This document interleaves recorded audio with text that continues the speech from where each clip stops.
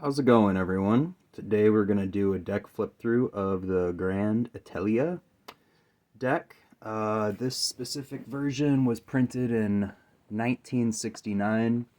This is the more sought after rare green box.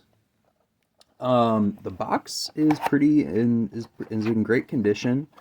Um, they glued a card onto the front of the box, like a lot of these older decks tend to do, that were printed in the 1920s and such. And without further ado, let's begin.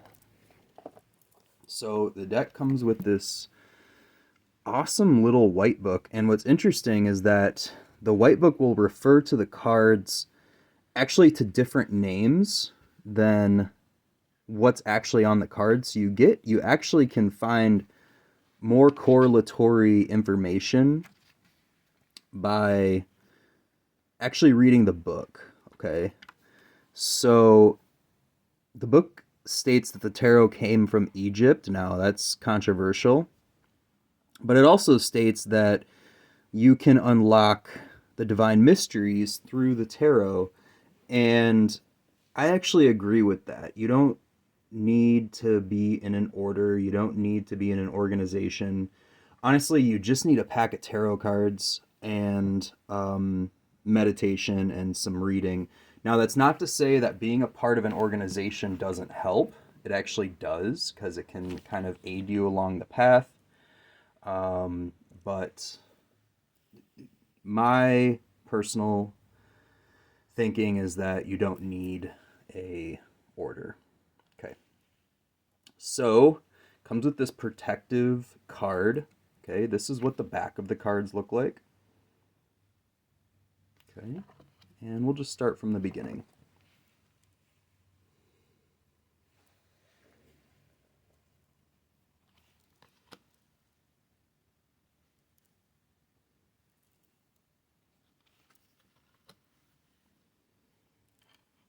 Now, the box says that there's 118 figures, and I think that has to do with how some of these cards are actually split. Okay, and we'll kind of see that as we move through it. Now, this does follow the traditional 78 card pattern.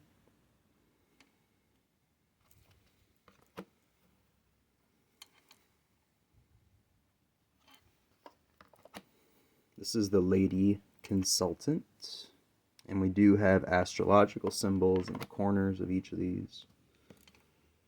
Okay.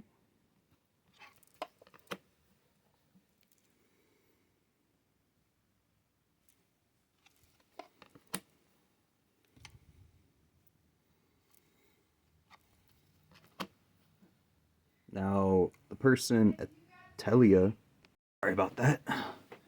Okay, so this does follow the traditional tarot pattern of 78 cards, but it deviates a little bit from the traditional 22 major arcana, as you can see. Now, it is thought that Etteilla is kind of like the godfather of the modern tarot, because it's all the people of the Golden Dawn, mainly Rider Waite, or excuse me, AE Waite, kind of drew influence from these images, okay? And took some of the iconography and created the modern tarot.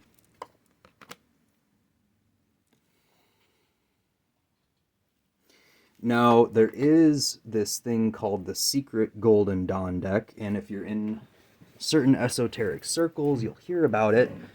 And supposedly some of the cards are different. Like the Lover's card is actually two gods, and one of them is like chained to a rock.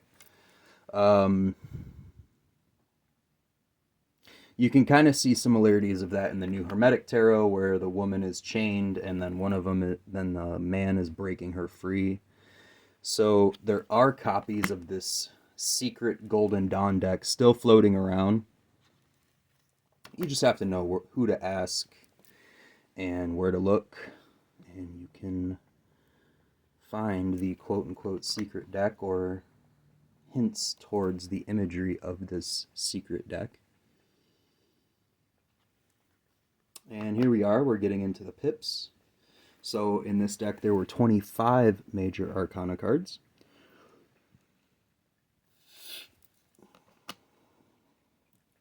Pretty basic pip cards, but what makes them interesting is that they have the reversals on them and certain symbols and imagery that can kind of hint towards their meaning.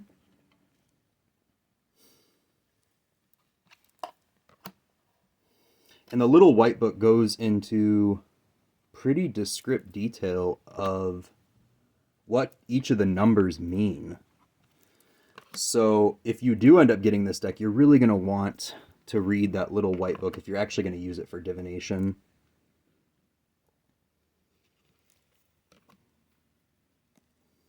As I stated, this is the 1969 version, green box. The cardstock is insanely thick on this. Super thick. Probably can't see because of the blur, but take my word for it. These would be hard to shuffle. These were made to last. Okay. These are made by Grimaud or Grimaud or however you want to say it. Probably the most famous card making company in the country of France. Been around for a very long time. I'm not quite sure. I want to confidently say they've been around since at least 1850 making cards, and they have changed ownership a couple of times, and that's evident in some of the printing. On one of my previous videos, somebody had commented that the Marseille deck I recently made a video of was actually from 1850, and that's because I guess in 1930 Grimaud sold the company to somebody new, okay, and they changed some of the things inside of the Marseille tarot.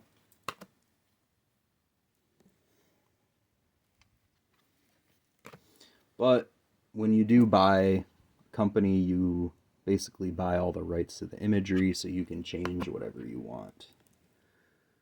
And that's what makes looking at older decks so interesting, is that you get the original symbolism, you get the original iconography, and it's, I don't want to say it's more pure because,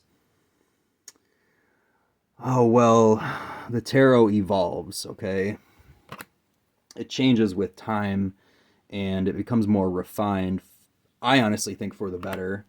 But when you look at the older images, you kind of can justify the evolution of where it's from and where it's going.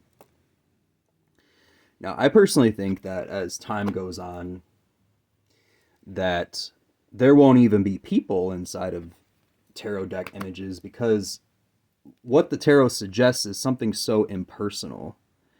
It represents universal law and universal pattern, and to basically label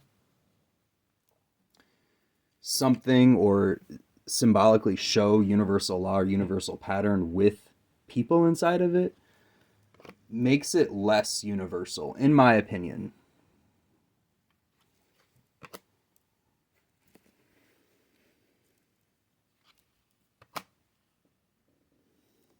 And these cards are extremely thick. Can't tell you guys enough how thick these cards are. It's nuts.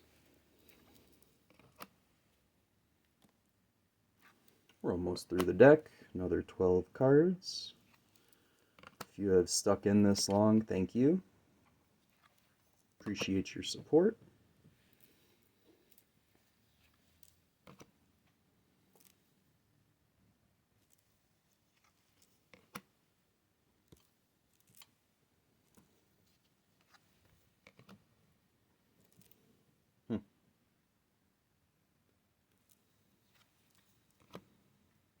And like I said, I think these half cards or whatever you want to call them, I think those are the extra 118 figures that they were talking about.